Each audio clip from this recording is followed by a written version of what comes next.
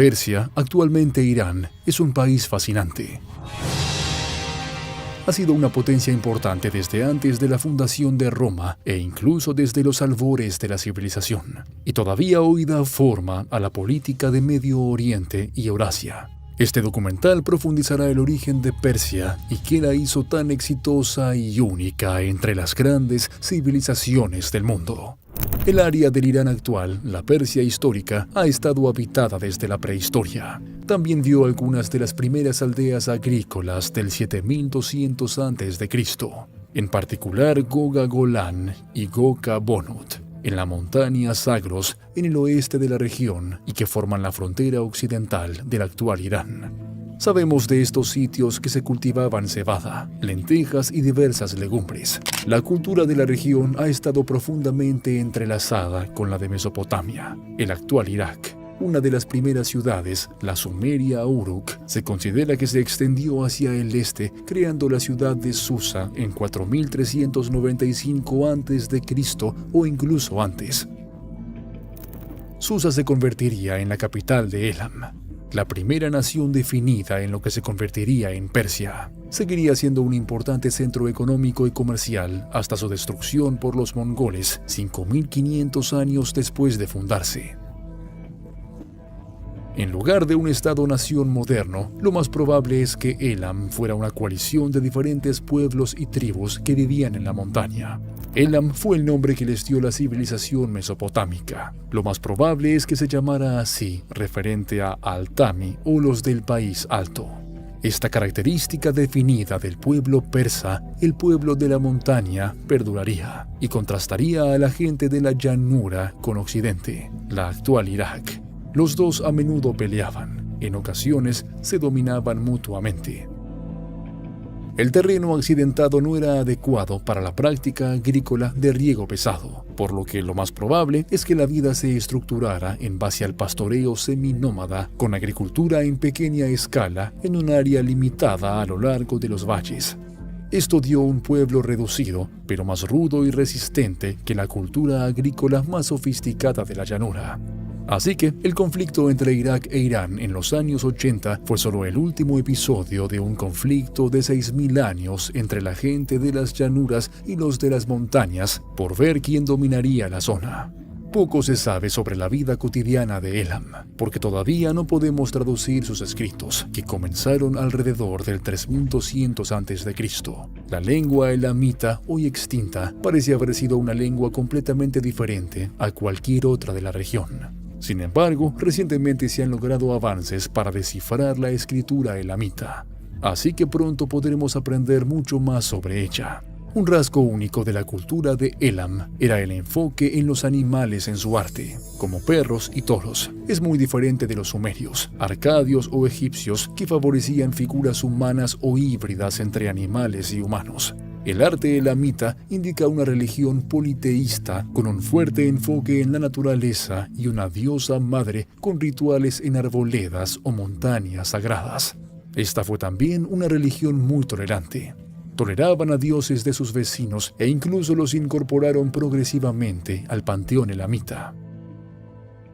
Algunos aspectos de su religión pasaron a la religión posterior en Persia, en particular el zoroastrismo. Por ejemplo, utilizar lugares elevados para el culto o la personificación de deidades con poderes naturales. Otro dato interesante de la cultura elamita fue el gran respeto por las mujeres. En el arte se los representa como iguales y las reinas se muestran iguales al rey. Este rasgo cultural se conservaría en la posición de las mujeres persas. En épocas anteriores, Elam era invadida por sus vecinos más poderosos de las llanuras, que eran más poblados gracias a sistemas de riesgo avanzados. De hecho, Elam es el perdedor de la primera guerra registrada con la invasión y saqueo sumerio en el año 2700 a.C. Susa también estaría bajo control sumerio bajo el gobierno del legendario Sargón de Akkad. Pero nada es para siempre y sobre el 1100 a.C., Elam ganaba poder en la región. El rey Shutruk-Nakhunte emprendió varias conquistas, arrasando muchas de las ciudades alrededor de Babilonia. Elam seguiría siendo poderosa, pero no lograría gobernar debido a las luchas internas entre los herederos del rey Xotrux. El rey de Babilonia, Nabucodonosor, conquistaría Elam en 1120 a.C., lo que ilustra la dificultad de obtener una victoria duradera en la región. Sabemos que Elam comerciaba con todo el mundo y no solo con sus vecinos. Encontramos en Susa muchos artefactos de la civilización del Valle de los Hindúes, actualmente Pakistán.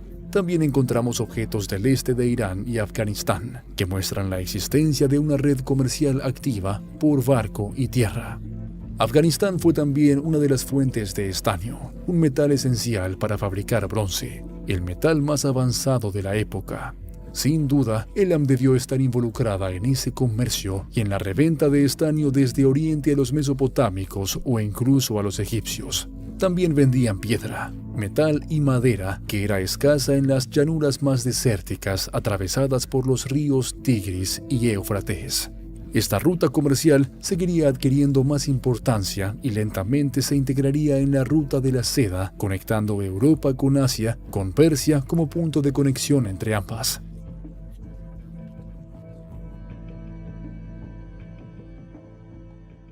Progresivamente, el poder de Elam se desvanecería con la entrada del pueblo iraní o ario en la región. Eran nómadas originarios de las estepas de Eurasia y vivían una vida similar a la de los posteriores protoeslavos, turcos y mongoles. Con el tiempo, los Elam e iraníes empezaron a mezclarse, en especial al sur del país. Este proceso se extendió durante más de un milenio, sobre el año 2000 a.C. La cultura elamita persistiría mucho después de que el pueblo iraní se volviera dominante en la región. Por ejemplo, el idioma elamita fue usado durante mucho tiempo como idioma administrativo. Esto indicaría que si los iraníes colonizaron el área, el sistema legal administrativo todavía estaba a cargo de los elamitas nativos. Uno de estos grupos iraníes, los medos, comenzó a gobernar la región bajo la bandera del primer emperador iraní, Deioces, que reinó del 727 al 677 a.C., según Heródoto. Para darte una idea, los muy adornados relatos de los 300 espartanos que lucharon contra Persia eran de Heródoto. Entonces, es posible que Deioces no haya sido en realidad el gobernante de todo Irán. En cualquier caso, la unificación de los medos fue en gran parte una reacción a la brutal conquista y opresión del imperio asirio. El nieto de Deioces, Ciaxares, se aliaría con los babilónicos y destruiría la capital de los asirios, Nínive, en el 612 a.C. En el año 700 a.C., la zona estaba ya poblada principalmente por iraníes, como los medos, persas y partos. Los medos podrían haber sido los fundadores del primer imperio iraní y de la caída de los asirios, pero sería otro grupo el que tomaría el liderazgo de la región. Los persas, bajo Ciro el Grande, formarían el primer imperio persa, también llamado Imperio Aqueménida.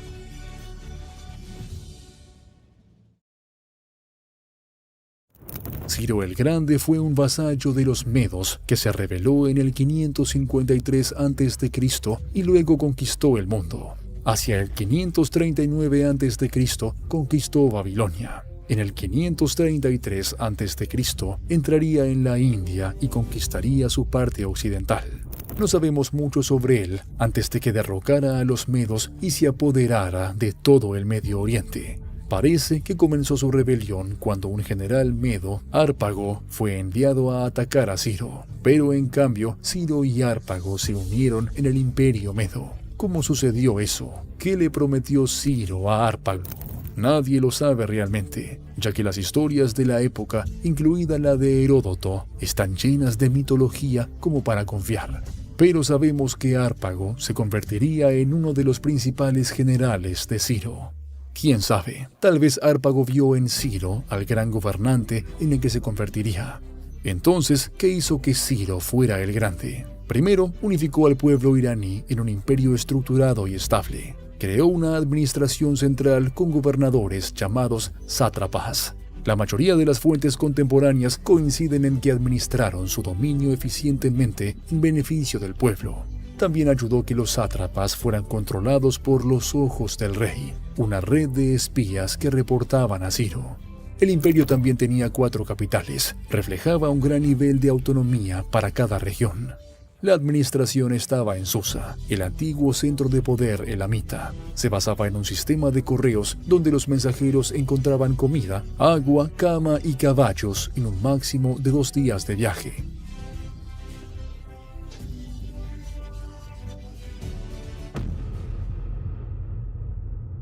El sistema creado por Ciro se mantendría casi idéntico por sucesivos imperios e invasores hasta las conquistas musulmanas 1 milenio y medio después.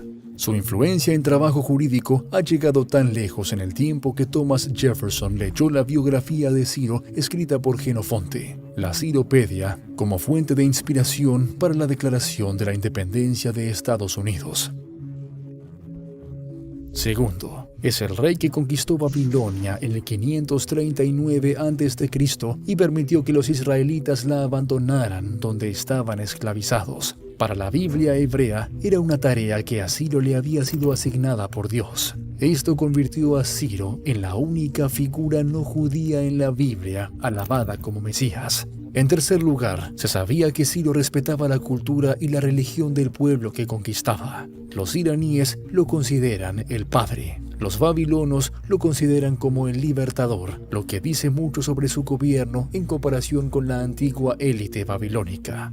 Cuarto, fue el fundador de la famosa división militar de 10.000 hombres llamada los Inmortales, que seguiría siendo la fuerza de élite del imperio persa hasta el final. En general, en la conquista, Ciro fue bastante bueno. Creó lo que en ese momento era el imperio más grande de todos los tiempos, y lo hizo con una cantidad limitada de derramamiento de sangre y respetando los templos civiles y locales.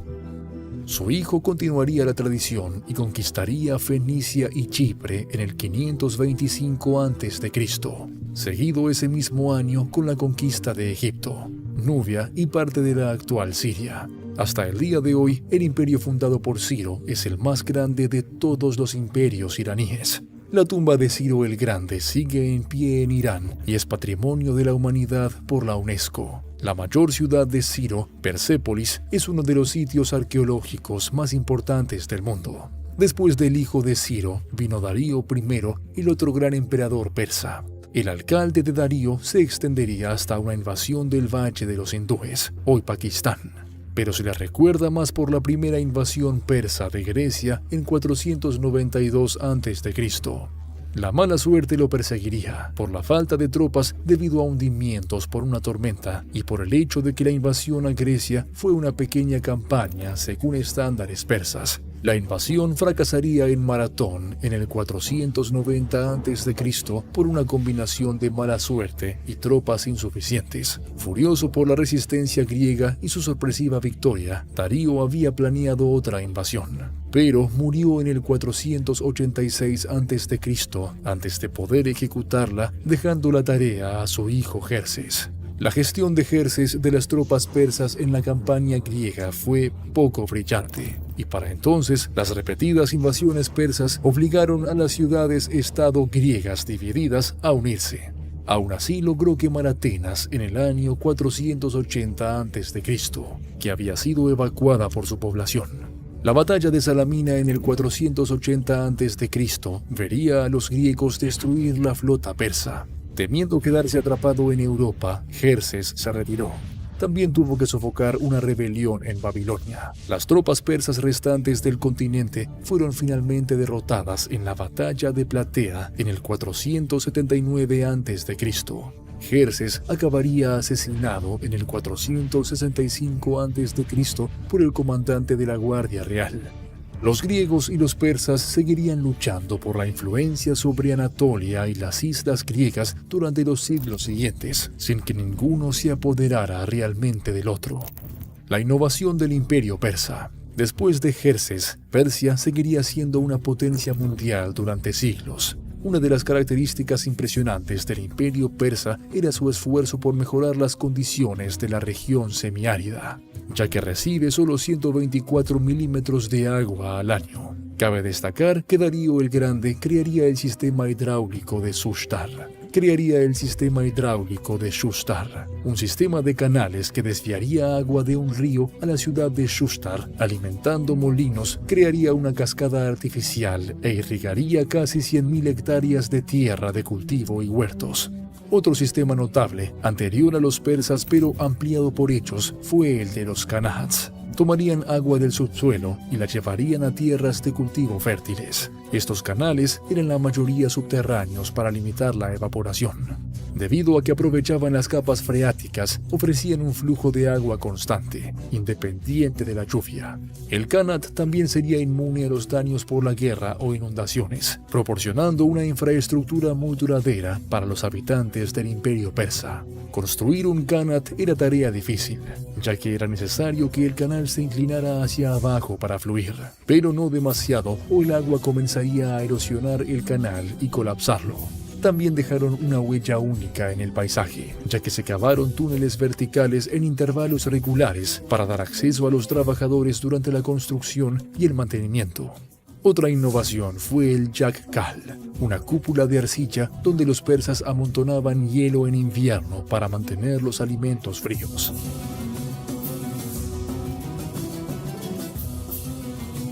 También se afirma que debemos agradecer a los persas la invención del kártar, el antepasado de la guitarra. Otro entretenimiento popular hasta ahora es el backgammon. El juego de mesa más antiguo que se conserva. Los persas también afirman haber inventado el ajedrez, aunque la India lo cuestiona. La cultura persa y la vida cotidiana incorporaron una amplia gama de regiones y culturas. Por ejemplo, la esclavitud era relativamente común en Babilonia y Egipto, con una larga historia de esclavitud anterior al dominio persa. Pero parece que los esclavos eran una porción menor de la sociedad, y la esclavitud no era un componente clave, menor que en Grecia o luego en Roma. Las mujeres persas se beneficiaron de una notable libertad según los estándares de la antigüedad. Podrían poseer tierras, negocios y dinero. También podían viajar libremente.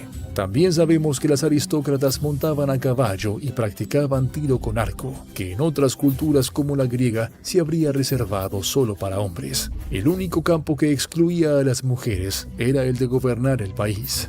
Una última innovación que se debe atribuir a los persas es una religión monoteísta, el zoroastrismo, religión fundada por Zoroastro o Zaratustra. La figura exacta de Zoroastro se ha perdido en la historia, ya que la tradición religiosa lo sitúa en el siglo VI a.C., pero algunos historiadores creen que se trata de una figura del siglo X a.C., convertida en mito. El zoroastrismo explica el mundo como un lugar de batalla entre un dios del bien y un dios del mal. También creían en el libre albedrío, la vida después de la muerte y en los ángeles y demonios, el cielo e infierno. Los historiadores de la religión consideran que el zoroastrismo tuvo una gran influencia en otras religiones abrahámicas, el budismo y filosofía griega. Un ejemplo son los 3 magos trayendo regalos para Cristo, conocidos como 3 reyes magos. El término magos se refiere a sacerdotes zoroástricos. En el zoroastrismo, el dios del bien es omnisciente. Lo sabe todo, pero no omnipotente. No puede hacerlo todo. El zoroastrismo también fomentó la protección y hasta cierto punto la veneración de la naturaleza, probablemente basándose en las creencias animistas y politeístas más antiguas de iraníes y elamitas. El fuego tenía un papel importante y las oraciones se hacían en presencia de fuego y a veces de agua corriente. La idea zoroástrica de la ley de Asha, o verdad y rectitud, también fue considerada una inspiración para el estilo de gobernar y legislar de Ciro el Grande, incluso si no impuso el zoroastrismo a los pueblos conquistados por Persia. El zoroastrismo todavía se practica hoy como religión menor en India e Irán. En general, el imperio persa parece haber sido relativamente tolerante y bueno, en lo que respecta a imperios. Castigaría duramente las rebeliones, pero luego respetaría la cultura, costumbres y religiones locales del pueblo conquistado. Sus principios rectores eran autocríticos, pero con el objetivo de mejorar la vida del hombre común y desarrollar un sistema justo y productivo, dirigido eficientemente con muchas medidas anticorrupción y abusos de poder.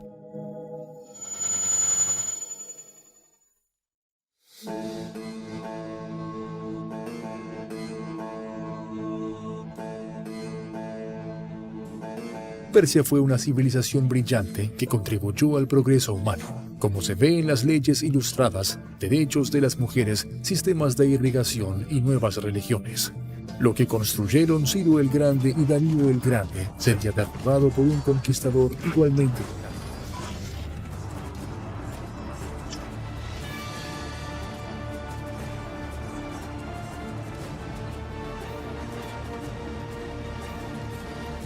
El macedonio Alejandro Magno. Alejandro era un gran admirador de Ciro y leyó desde temprana edad la Ciropedia de Jenofonte. Un aspecto clave que Alejandro tomó de Ciro fue su heroísmo en batalla. Alejandro era el rey de Macedonia, un reino en la franja norte del mundo griego. Nació en el 356 a.C. y fue instruido personalmente por Aristóteles. Sí, Aristóteles, el padre de la filosofía occidental. Alejandro ya estaba al mando de un ejército y gobernaba en ausencia de su padre a los 16, y se convirtió en rey con 20 años. Su padre, Felipe de Macedonia, había unido bajo una misma bandera las ciudades griegas, Iliria, actualmente Balcanes, y Tracia, la actual Bulgaria y Grecia Oriental. Felipe fue asesinado en el 336 a.C. por el capitán de su guardia personal, similar al destino de Jerjes. El comienzo del gobierno de Alejandro demostró que podía ser despiadado.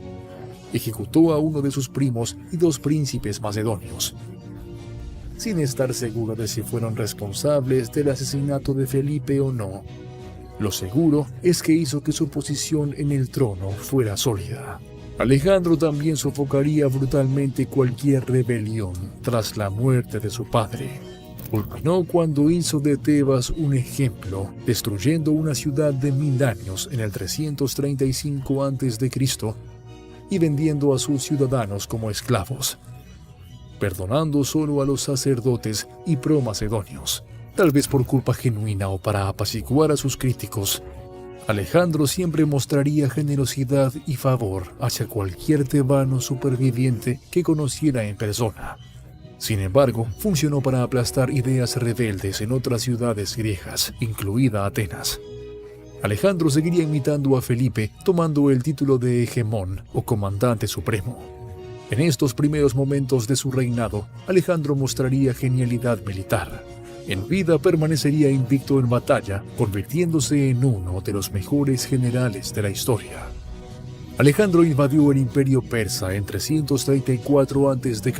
con alrededor de 50.000 hombres, 6.000 jinetes y una flota de 38.000 hombres. Conquistaría la parte occidental de Anatolia, actualmente Turquía, que estaba poblada por griegos, pero que vivían bajo dominio persa, y también Siria y el Levante. El ejército greco-macedonio se enfrentó al ejército persa, el doble de numeroso, en la batalla de Issus. Los persas estaban liderados por Darío III y había excluido a los griegos de los territorios conquistados. Gran parte de la leyenda de Alejandro se realizó por la absoluta ineptitud y cobardía de Darío III. En la batalla de Issus en 333 a.C., los persas atacaron a los griegos en un espacio estrecho entre el mar y montaña, impidiéndoles hacer uso de su mayor número. Cuando el ejército persa comenzó a caer por un asalto griego liderado por Alejandro, se dice que Darío fue el primero en huir. La visión del emperador persa corriendo para salvar su vida en lugar de reunir a sus tropas llevó al colapso del ejército persa. Esta fue la primera vez que un ejército persa bajo el mando de un emperador persa sería derrotado. Uno puede imaginar el shock que debió haber sido para todos, incluso para el propio Alejandro. Darío dejó atrás a su esposa, sus 2 hijas e incluso a su madre, así como símbolos de su autoridad como su arco, carro y manto real. La pariente femenina de Darío sería tratada bien, pero Alejandro negaría entregar sus rehenes sin que Darío lo reconociera como emperador de Persia. Luego, Alejandro se casaría con una de las hijas de Darío para reforzar sus derechos al trono. Alejandro continuaría y sitiaría la Tiro-Fenicia, actual Líbano. Para castigarlo por su resistencia, destruiría la ciudad en el 332 a.C., mataría a los hombres y vendería a las mujeres y los niños como esclavos. Entonces Gaza resistiría también e incluso heriría gravemente a Alejandro en el hombro. La ciudad correría la misma suerte que Tiro. Después de eso, todo Egipto se rindió rápidamente. Muchas ciudades llamadas Alejandría se fundirían a raíz de la conquista, pero la Alejandría egipcia continuaría desde su fundación en el 331 a.C. y se convertiría en un importante centro comercial y de aprendizaje, albergando el faro de Alejandría y la gran biblioteca. 2 años tras la batalla de Isos, Darío huiría de nuevo en la batalla de Gaugamela en el 331 a.C. A pesar de volver a comandar un ejército más grande, luchar esta vez en un terreno favorable y tener soldados y comandantes competentes y experimentados, aparentemente volvió a huir primero, mucho antes de que se pudiera decidir un claro ganador de la batalla. A partir de ahí, el imperio persa perecería. El resto de Persia cayó inmediatamente. Darío no pudo reunir con éxito a un tercer ejército completo. El destino de los 2 anteriores hizo que no hubiera voluntarios. Además, la benevolencia de Alejandro hacia los lugares que se rindieron lo convirtió en una opción atractiva. Su brutalidad contra Tiro y Gaza hizo que resistir con demasiada fuerza fuera una mala apuesta. El genio militar de Alejandro no debe ser desestimado. Mostró destreza en sus campañas para mantener el control sobre sus vasallos desde que tenía 16. Su capacidad para ejercer la diplomacia como su brutalidad contribuyeron hacia su conquista del imperio más grande del mundo. Pero parte de su asombroso éxito también se debió a la cobardía de Darío. No una, sino 2 veces provocó fácilmente la derrota de un ejército persa 2 veces mayor que el de los griegos mientras escapaba. Lo contrario con Alejandro, que constantemente rechazaba el consejo de sus generales y lideraba la batalla desde el frente. Este nivel extremo de riesgo asumido por Alejandro tuvo un gran impacto. Tanto el ejército griego como el persa eran una asamblea de soldados de estados vasallos muy diversos y no siempre leales. Cuando los soldados griegos lucharon con Alejandro, no lucharon por la gloria de Macedonia, un estado y una cultura que a muchos de ellos les desagradaba. Lucharon por el propio Alejandro, a quien habían llegado a admirar por su valentía. Todo lo contrario, cuando los soldados de Egipto o Babilonia vieron huir a Darío, no tuvieron mucho interés en luchar y arriesgar sus vidas por un emperador cobarde. Muchos historiadores han intentado justificar la caída del imperio persa como algo casi inevitable. Describen al imperio persa como dividido, cansado y en decadencia. Pero puede ser cuestionado. El imperio persa logró, no una sino 2 veces, reunir un ejército 2 veces mayor que el ejército griego. No se debilitó por rebeliones o guerras civiles. Hubo poca deserción de los gobernantes locales hacia Alejandro.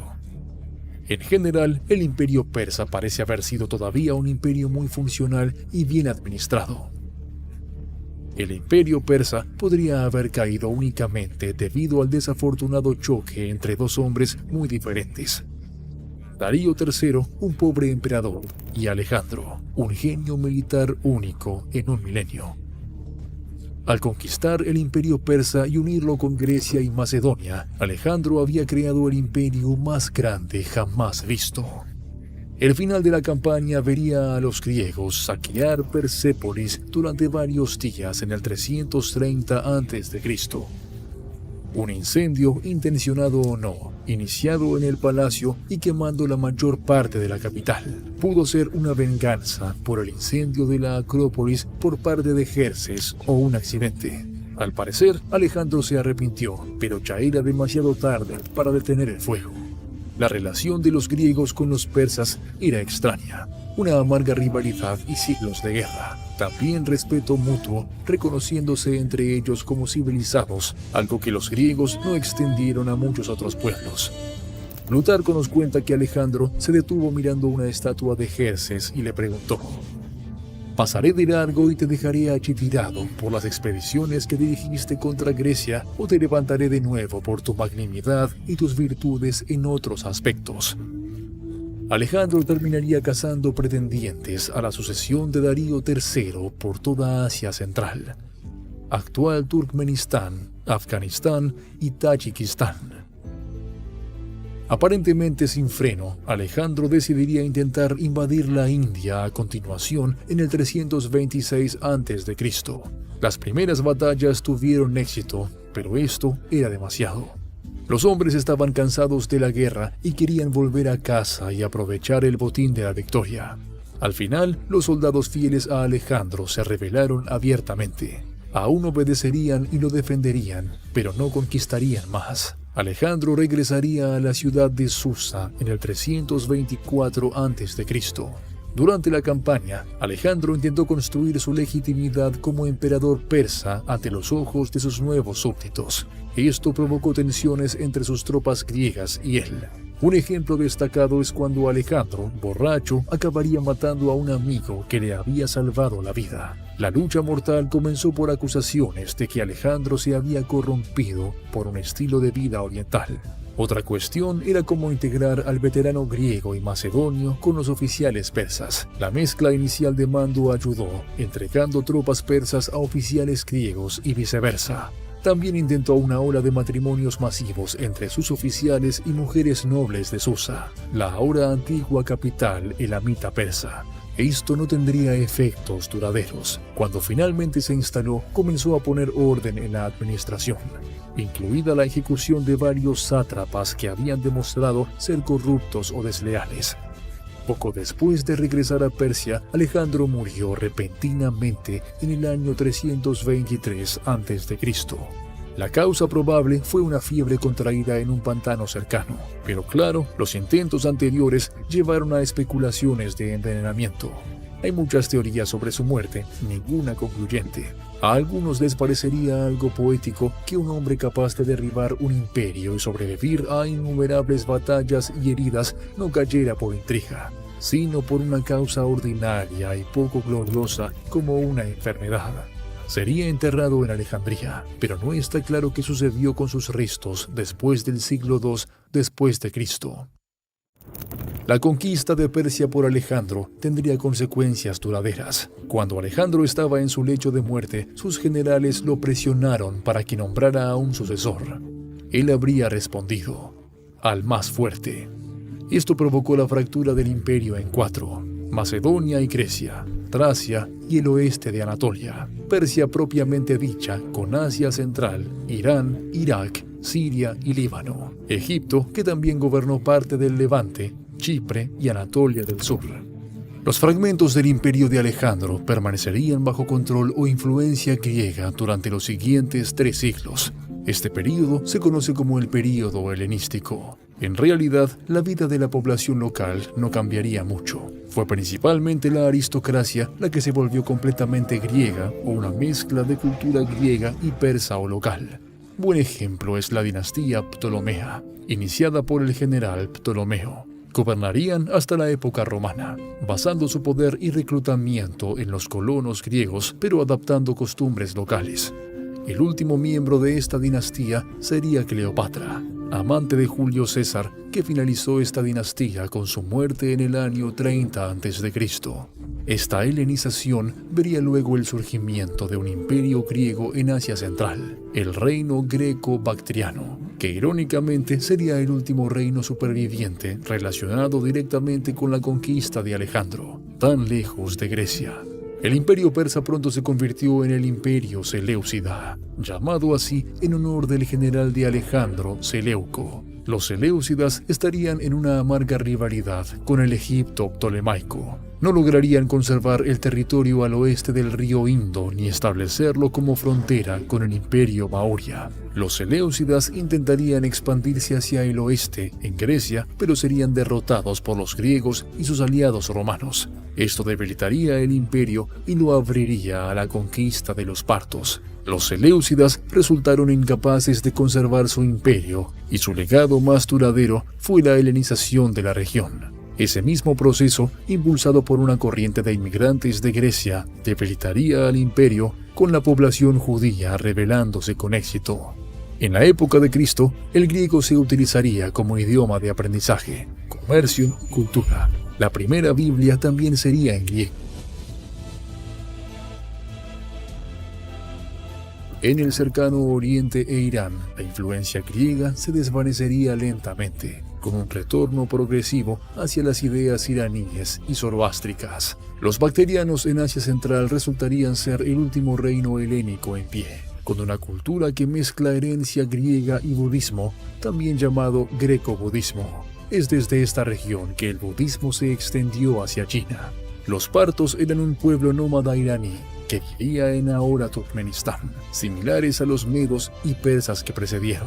Fueron gobernados por los Seleucidas a través de sátrapas griegos hasta que se rebelaron y se apoderaron del imperio. Quien lo logró fue Mitrídates I el Grande. Inició guerras en Oriente para controlar a los grecorromanos en el 155 a.C. Luego ocupó el valle del Indo y en Occidente intentó expandirse hacia el territorio grecorromano. Esto sigue un patrón ahora familiar en la historia persa. Primero, hay algunas características geográficas naturales. Un centro de poder basado en el actual Irán, y tratando de expandirse hacia el este, el centro y la India, y oeste hacia Levante y Anatolia. Los emperadores competentes logran expandirse. Los malos ven cómo el imperio se contrae. Cuando una dinastía se debilita, es reemplazada por invasores nómadas. Primero los medos, luego persas y partos.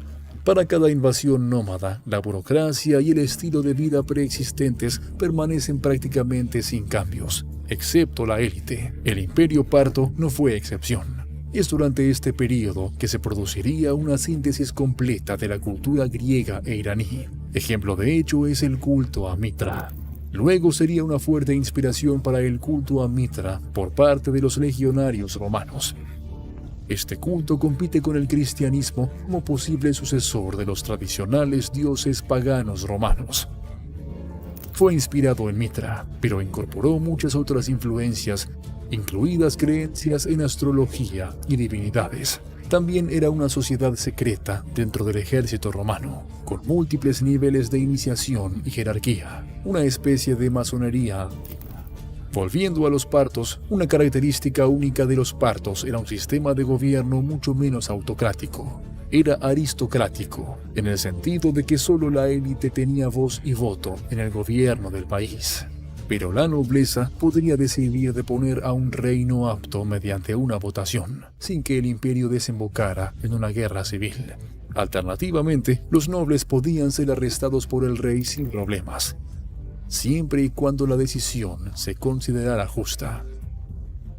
Esto dio a Partia alta estabilidad política, una especie de ventaja frente a los divididos griegos y romanos que realizaban guerras civiles devastadoras y muy frecuentes.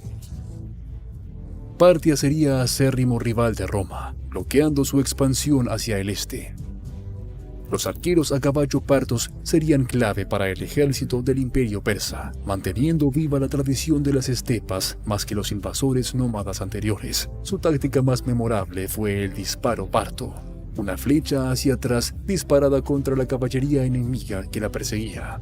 En una campaña militar especialmente notable, los partos serían responsables de la derrota y el asesinato de Craso, tercer miembro del triunvirato con César y Pompeya. Lo mataron en el año 53 a.C., haciéndole tragar oro derretido como castigo por su legendaria codicia. El imperio sasánida sería el último pagano, antes de la islamización del imperio persa. La mejor manera de ver cómo los sasánidas reemplazaron a los partos es observar el origen de los fundadores y su ideología. Procedían de una antigua familia noble persa, de la misma región de donde procedía Ciro el Grande. El imperio que construyeron a partir del 224 después de Cristo devolvería la cultura iraní al centro de Persia, y el zoroastrismo se convertiría en religión estatal. La helenización se mantendría, pero sería más débil en Irán que en los márgenes del imperio, como en los vecinos del cercano oriente como Líbano e Israel. Tolerarían otras religiones, pero esta característica sería esencial para distinguir este nuevo imperio persa del imperio romano que ahora se estaba convirtiendo en un imperio cristiano. Luego, los sasánidas serían el rival más peligroso y amenazador del Imperio Romano de Oriente, también llamado Imperio Bizantino. Durante el Imperio Sasánida se compuso el Talmud judío babilónico, ya que el imperio albergaba varios centros de aprendizaje judíos. Los sasánidas vieron el surgimiento del maniqueísmo, creado por el profeta Mani. Era una religión que pretendía ser la revelación final, que sintetizaba las enseñanzas de Zoroastro, Jesús y Buda, enfureciendo a las jerarquías de todas las principales religiones de la época. El maniqueísmo se extendería rápido, incluso siendo reprimido por el liderazgo del imperio sasánida. Finalmente sería aplastado por varios gobiernos de Occidente, China y califatos, y desaparecería por completo en el siglo XIV. Sería, sin embargo, muy influyente en muchas ramas gnósticas del cristianismo, como los cátaros. El imperio sasánida también sería más centralizado y urbanizado, en comparación con la cultura parta, más influenciada por estilos de vida nómadas. El imperio sasánida desarrollaría relaciones con Oriente más allá que el anterior imperio persa. Desde la Edad del Bronce, comercios con India y China había creado una próspera red comercial, la Ruta de la Seda, que debía su nombre a la invención de la seda por los chinos en el cuarto milenio antes de Cristo y al inicio de su comercio fuera de China en la época del Imperio Persa. Sasánidas y chinos también intercambiarían artistas como músicos y bailarines, y cooperaron en la defensa de la Ruta de la Seda de la amenaza siempre presente de saqueadores nómadas del centro de Eurasia. También se harían cargo del comercio con el Océano Índico, expulsando de él a los romanos. El imperio sasánida a menudo se describe como el apogeo de la cultura persa clásica, y gran parte de su filosofía, arquitectura, literatura e ingeniería serían considerados más tarde musulmanes por los extranjeros, ya que el estilo sasánida se exportaría a todo el mundo musulmán. Incluso podrían haber inventado la primera batería, llamada batería de Bagdad, que era una olla con un componente metálico capaz de generar electricidad, similar a una AAA, y no tenemos idea de para qué se usaba.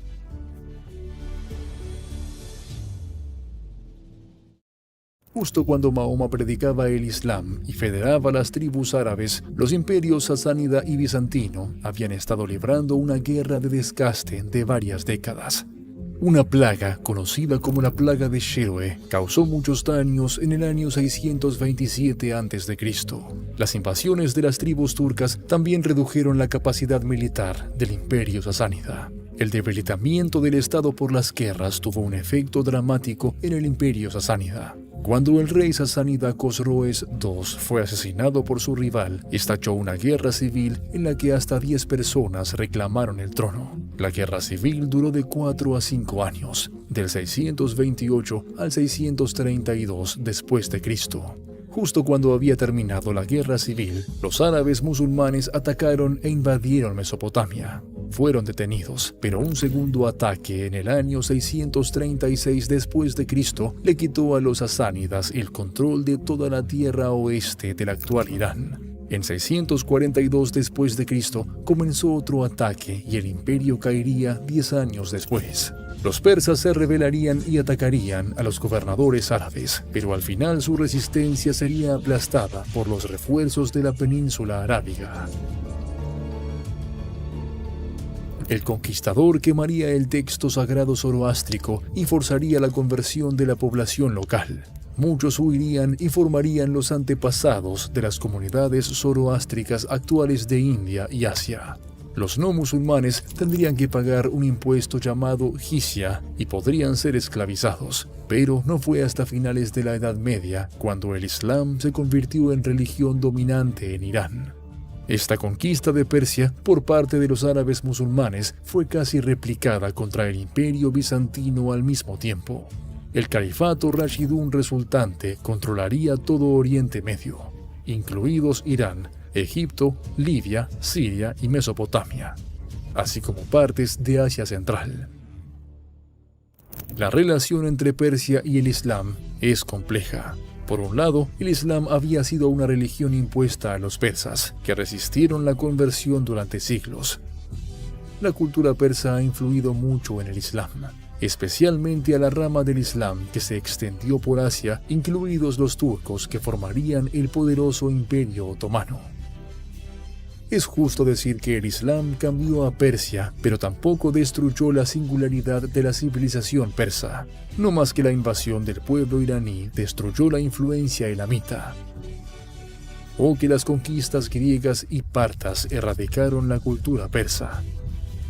El califato que se apoderaría del Rashidún fue el califato omeya. Si bien fue primero un imperio árabe, también contenía múltiples elementos de la cultura persa y extrajo gran parte de su riqueza y mano de obra de Persia y Mesopotamia. También adoptó el protocolo judicial y administrativo persa. El califato omeya se extendió en su apogeo en el año 750 después de Cristo, desde Asia Central hasta los Pirineos en el norte de la actual España. El califato omeya, enormemente sobrecargado, pronto comenzó a fragmentarse en imperios más pequeños y manejables. También se debió en parte a una división sobre quién debería suceder a Mahoma. Debido a la naturaleza del imperio de Mahoma, esta división también fue religiosa. Los musulmanes chiitas creen que Mahoma nombró a Ali, su primo, como sucesor. Los musulmanes suníes creen que no, ya que Abu Bakr, designado por un consejo de musulmanes de alto rango, era el legítimo sucesor. Esto dio lugar a una amarga rivalidad que todavía perdura. Con el tiempo, esta diferencia sobre la sucesión política evolucionó hacia diferencias en teología y cultura. Inicialmente, el Islam chiita sería mayoritario en Egipto y norte de África. Ahora, Irán es considerado el líder del mundo chiita. A menudo se opone al resto del mundo musulmán, de mayoría sunita.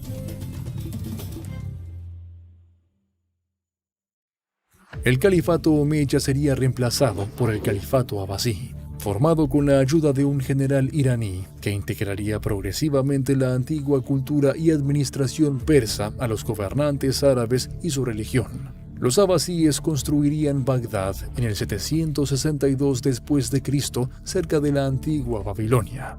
La ciudad tendría la primera fábrica de papel, utilizando tecnología de inspiración china, y se convertiría en un gran centro de aprendizaje para el mundo musulmán. Estudiaría, preservaría y copiaría textos persas, romanos y griegos. Los abasíes también comerciarían e intercambiarían con el resto del mundo y contribuirían a la difusión en Occidente de inventos asiáticos como el sextante, el cero o la pólvora. El imperio abasí lucharía por mantener el control de un imperio muy grande y perdería progresivamente el control sobre las partes más distantes. Marruecos en 830, Egipto de 870 y el norte de África en 920.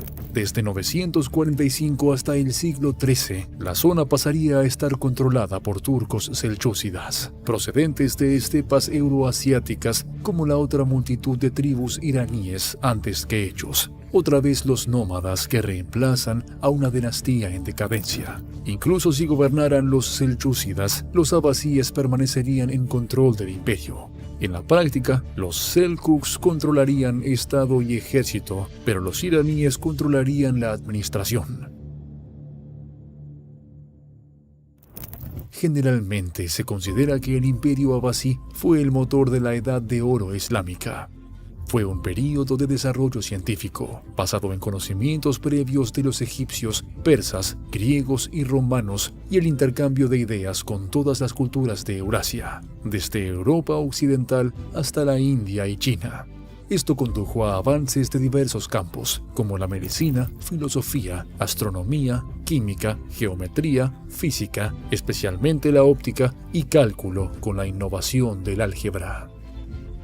Gran parte del progreso realizado en esa época también se debió al trabajo de zoroastrianos, cristianos y judíos.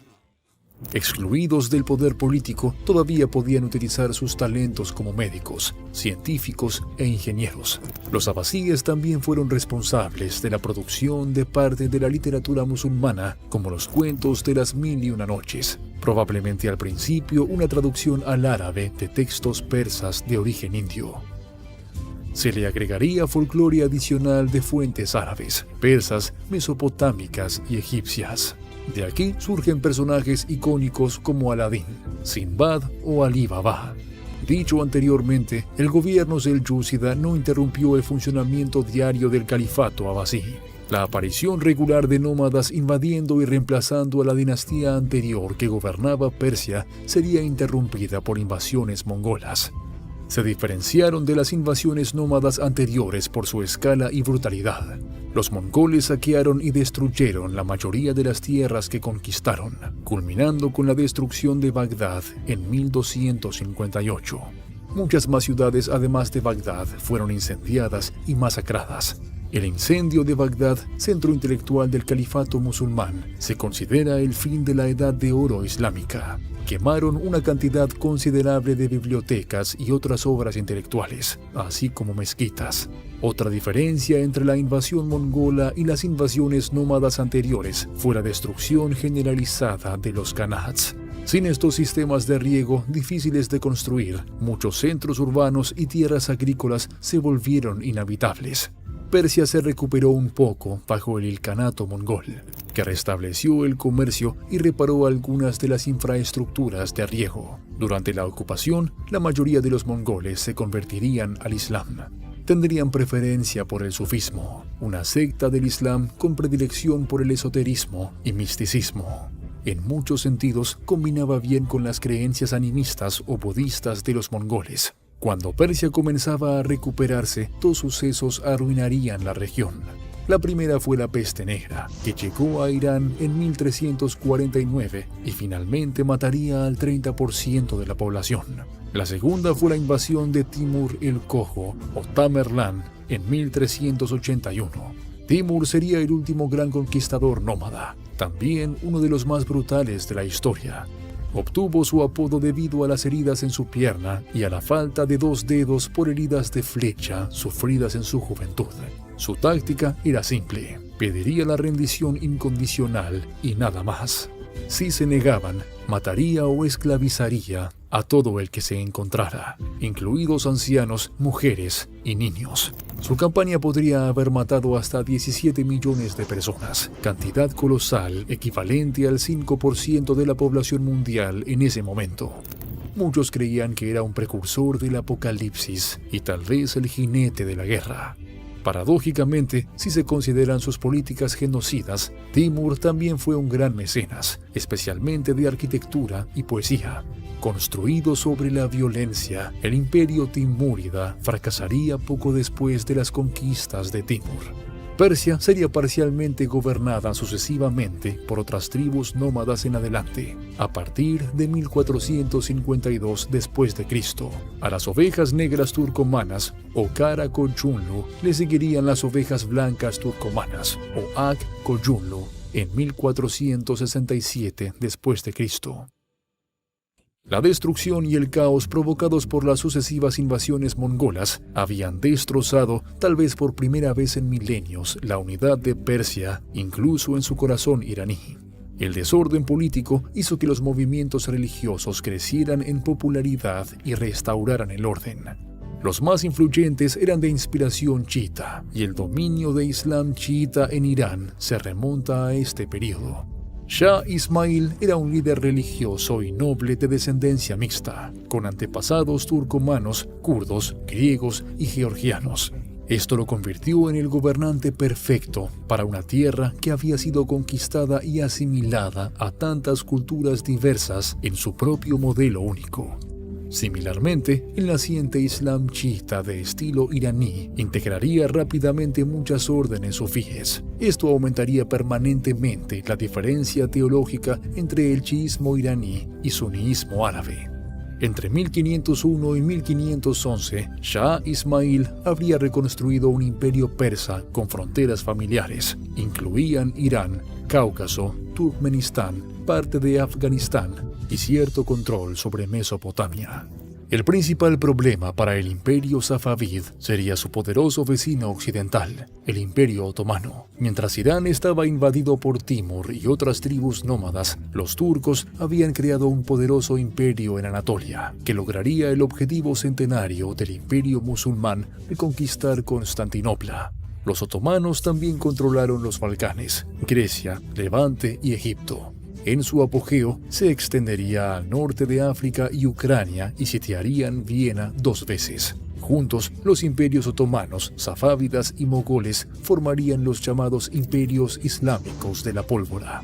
Su expansión y ejércitos se basaron en gran medida en el temprano dominio de la pólvora. Formarían imperios estables, ricos, innovadores y expansionistas. El imperio safavid era una sociedad meritocrática, donde las personas podían heredar la posición de su padre, pero solo si demostraban ser dignos. Los safávidas tendrían relaciones amistosas con los mongoles, ya que estaban separados por las duras montañas de Afganistán y Pakistán. Por el contrario, los safávidas y otomanos se enfrentarían periódicamente por el control de Mesopotamia, el Cáucaso y Anatolia Oriental. La rivalidad con los otomanos contribuyó a relaciones con potencias europeas. Los safávidas, bajo Shah Abbas I el Grande, comerciarían con la Compañía Holandesa de las Indias Orientales. Incluso establecerían una alianza con los de Habsburgo. Abbas recuperó de los otomanos Bagdad, Anatolia Oriental y Georgia en 1618. Este éxito militar había sido posible gracias a la modernización del ejército, siguiendo el modelo del ejército británico y bajo las instrucciones del Sir Robert Shirley. La relación con Inglaterra estaba bien establecida y fue con ayuda de la Marina Real Británica que el Shah expulsaría a los portugueses de Bahrein y Hormuz. Europa también importaría de Persia las famosas alfombras, sedas y otros textiles. En general, los niveles de vida eran equivalentes a los europeos, al menos para los plebeyos. Los visitantes occidentales notaron que las tierras fértiles no se cultivaban, achacándolo al gobierno y a la falta de interés en la agricultura por parte de la élite. Muchos monumentos en Irán de esta fecha se remontan al período safávida, incluidas las varias mezquitas monumentales y ricamente decoradas de Isfahán. Isfahán sería un centro de aprendizaje. Pero a mediados del siglo XVII, la cultura islámica había comenzado a estancarse. El énfasis en respetar los conocimientos más antiguos se había convertido en renuencia a innovar. A su vez, pondría al país en desventaja frente a Europa, que había comenzado a adoptar el método científico. Sucesores de Abbas I resultarían menos competentes. Serán recordados en la historia como más interesados en el vino y mujeres que en gobernar. Esto dio a las potencias vecinas mayores ambiciones, incluida Rusia, que había sido una potencia en crecimiento durante 2 siglos y se estaba expandiendo activamente hacia el este y el sur. El imperio ruso, bajo Pedro el Grande, conquistaría los territorios caucásicos de Irán en 1723. Las regiones de Afganistán y Pakistán también se rebelarían contra sus amos persas. Los otomanos también se apoderarían de parte del territorio iraní. El Tratado de Constantinopla de 1724 dividiría brevemente el territorio iraní entre rusos y otomanos. En 1735, la mayoría de estos territorios serían devueltos a Irán después de una rebelión y una nueva guerra otomano-iraní. El hombre detrás de una restauración de un Irán independiente en 1735, Nader Shah, atacaría la India y saquearía Delhi, utilizando las riquezas para financiar la reconquista de tierras perdidas a los otomanos. Con el tiempo se convertiría en un gobernante paranoico y cruel. Cuando fue asesinado en 1747, Persia volvió a controlar el Cáucaso, Mesopotamia y partes de Anatolia. Lo que siguió fue un largo periodo de anarquía y guerra civil. El vencedor de la guerra civil fundaría la dinastía Qajar en 1796. Fue Aga Muhammad Khan. Su reinado estaría marcado por el objetivo de restablecer el control iraní sobre el Cáucaso. Como otros países en ese periodo, Irán tendría dificultades para independizarse frente a imperios coloniales europeos cada vez más poderosos, industrializados y agresivos. Después de Aga Muhammad Khan, Irán perdería permanentemente control de la región ante Rusia en las dos guerras ruso-persa de 1804 a 1813 y 1826 a 1828. Esto fue a pesar de que Rusia empezara al mismo tiempo una guerra contra Napoleón. Muchos musulmanes caucásicos se negarían a vivir bajo el dominio ruso ortodoxo y emigrarían a Irán. Luego, la élite gobernante vendería el país a la influencia de una potencia extranjera, especialmente enfrentando a Rusia e Inglaterra. Inglaterra, el gobernante colonial de la India, estaba cada vez más en camino de colisionar con Rusia por la división de Asia Central y Persia. Varias revoluciones entre 1905 y 1911 debilitarían el gobierno del Shah y aumentarían las demandas de democratización. Convertirían a la antigua Persia aristocrática en el Estado moderno iraní, pero también dejaría abierta la dominación extranjera. En 1907, la Convención Anglo-Rusa dividiría a Irán en dos zonas de influencia. El flagrante desprecio por la opinión de los lugareños sobre el asunto ilustra la pérdida de autonomía de Persia. Las potencias extranjeras controlaron las diversas fracciones que luchaban por el control del país. El descubrimiento de petróleo en 1908 contribuyó a aumentar la corrupción y poco a modernizar y desarrollar el país. En 1921, el Reino Unido estaría luchando contra la Unión Soviética por el control de Irán y su reserva de petróleo de importancia estratégica. Para los soviéticos, el acceso al Océano Índico y la capacidad de amenazar a las colonias inglesas en Oriente Medio y la India eran igualmente importantes.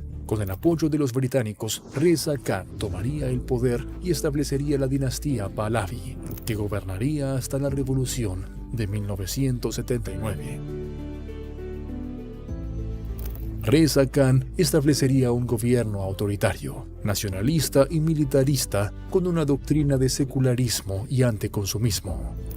El país se modernizó rápidamente. La naturaleza autoritaria del régimen también lo hizo propenso a la corrupción y opresión. El secularismo del régimen del Shah fue resentido por una población musulmana.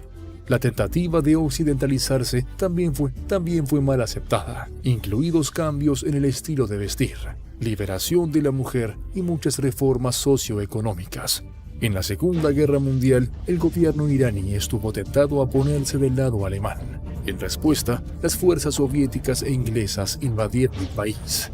Una importante vía de transporte para suministrar a la Unión Soviética equipo militar estadounidense en virtud del acuerdo de préstamo y arrendamiento.